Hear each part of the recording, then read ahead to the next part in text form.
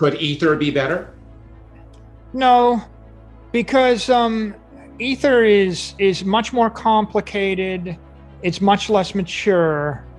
It is not it's not a $1 trillion monetary network that's purpose built to be a store of value.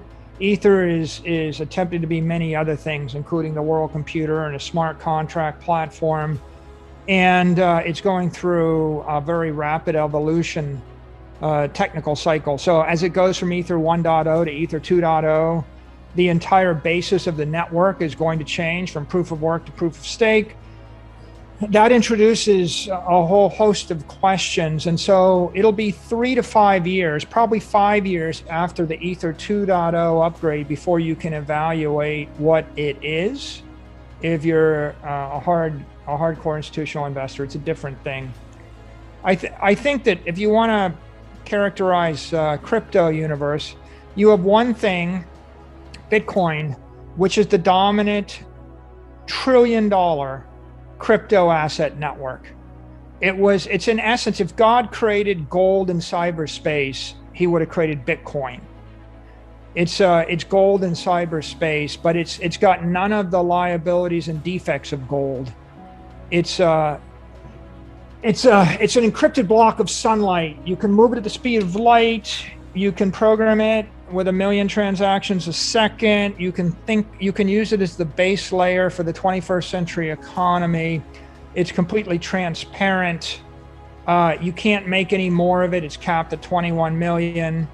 You can take delivery of $1 billion of it in the palm of your hand or hold it in your head. Okay, so never in the history of the world did we have such a pure form of monetary energy.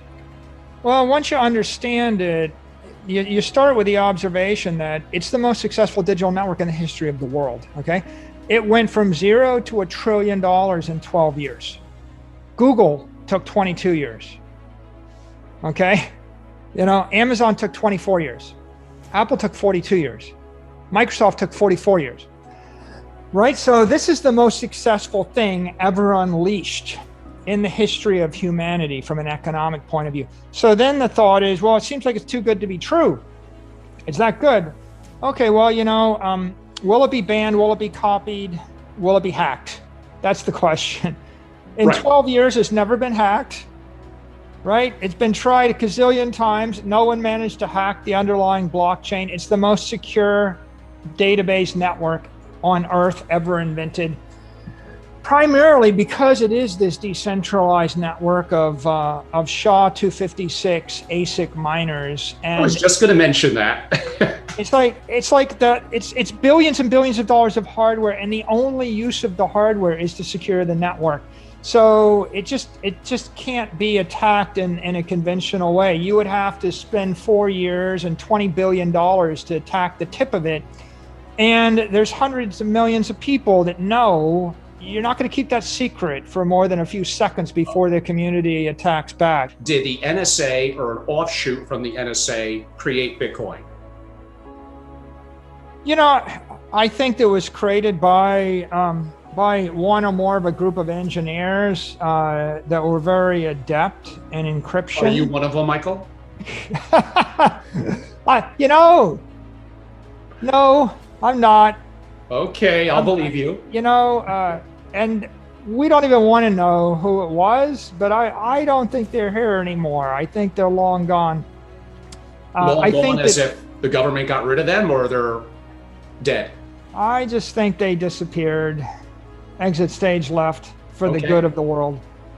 And so it's clear that it was founded by people that were very deeply steeped in encryption technology and computer technology, but also in Austrian economics, right? And it's a masterpiece of monetary engineering.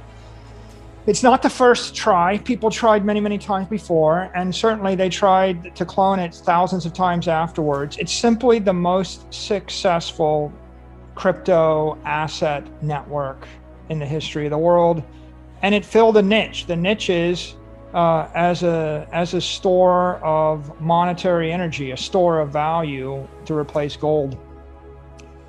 So I think we just got to come back to this issue of, will it be cloned? Will it be hacked? Will it be banned? It's not going to be hacked. It hasn't been hacked. Will it be cloned? People cloned it thousands of times and they all failed, because once $1 trillion worth of money decides that it's going to put all of its money in this bank in cyberspace, they don't need the number two. It's like there's a Facebook, there's a Google, there's an Apple. It's a path dependent thing. Everybody's decided, $1 trillion of money and 100 million plus people, they've decided that Bitcoin is the bank in cyberspace. Once you've adopted that one protocol, then it has $1 trillion worth of energy behind it. And then as for the banning, well, look, it's property. And in the Western world, in Western Europe and the United States, they allow you to own property. So it's a choice between Bitcoin and silver, or Bitcoin and gold, or Bitcoin and ETFs, or Bitcoin and other property.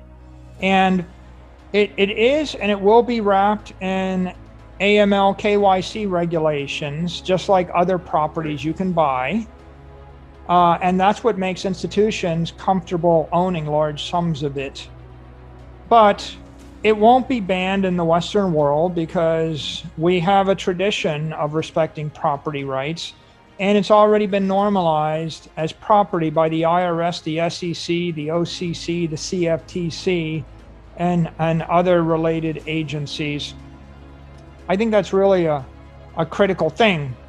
Some people will say, well, I heard it's banned in China or something. Well, actually, I'm not sure it's banned. It's hard to buy it, but in certain countries like China doesn't want you to get onto Google. That's banned. Facebook's banned. Twitter's banned. But that doesn't make Facebook, Twitter, or Google bad investments.